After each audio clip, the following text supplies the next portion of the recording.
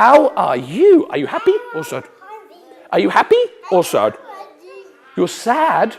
Children at play, children happy, children developing in an environment where they feel safe, seen and loved. We can all agree this is something we all should strive for. It is why the UN created the UN Convention on the Rights of the Child. It is why Sweden signed up to it. It is why it will become law on the 1st of January 2020. But how many people know this? We asked students from Hyper Island a few questions to gauge their understanding. No, I've never heard of the United Nations rights.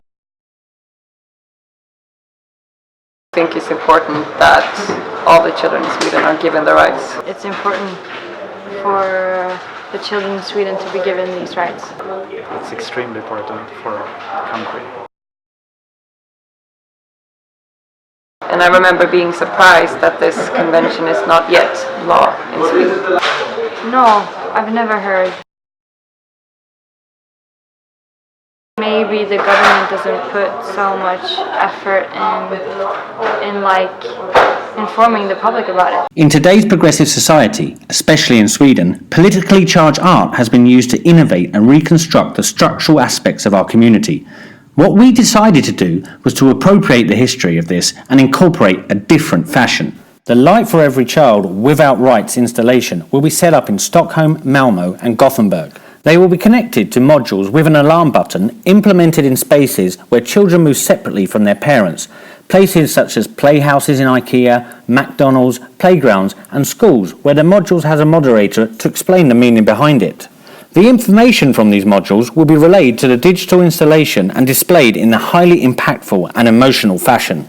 The front side of the installation will portray 3 segments in text. One will work as a tool to make sure we're holding the government accountable for the implementation of the law. The second one shows statistics on exposed children and a calculation on the severity of how many children will be exposed if no action is taken. And the third will be a list of non-profit organisations encouraging them to cooperate. The rear of the installation will solely contain of light bulbs. These light bulbs are connected to the digital modules across Sweden and will work as a stationary digital pad for children to express their safety in society.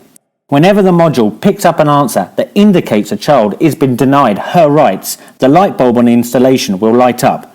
This is to create a sympathetic feeling in the general public's eye. Fiona Walker, a program manager at Hyper Island, was shown a prototype and asked about the emotional impact of the A Light for Every Child Without Rights installation. I think, that would be kind of a moment, and especially not knowing anything else about the circumstances, the situation, any of that, but just that somebody has felt unsafe enough to feel the need to push the button. And then, wow, now we see that. Intent is not the same thing as result. The ultimate goal is for every light to be switched off. That's the Swedish government's challenge. These installations symbolise the challenge. No matter how far we think we've come, there may still be a child out there that we could reach.